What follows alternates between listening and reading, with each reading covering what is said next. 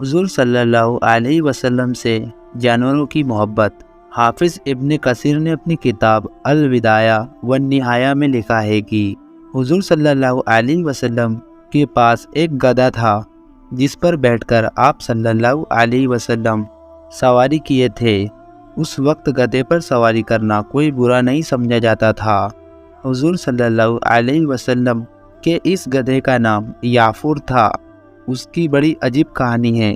حدیث کی کتابوں میں لکھا ہے کہ جب خیبر کی جنگ ہوئی تو مال غنیمت کا بہت سارا سامان حضور صلی اللہ علیہ وسلم کے پاس لایا گیا، اس میں یہ گدھا بھی تھا۔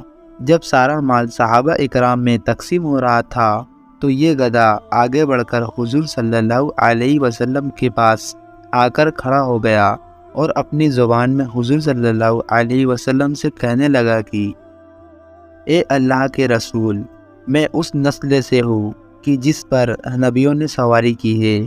اب میں اپنی نسل میں سب سے آخری بچا ہوں اور آپ نبیوں میں سب سے آخری نبی ہے، اس لیے میں آپ سے سفارش کرتا ہوں کہ آپ مجھے اپنی سواری کے لیے قبول فرما لیجیے۔ تو حضور صلی اللہ علیہ وسلم نے یافور گدھے کو اپنی سواری کے لیے خاص کر لیا۔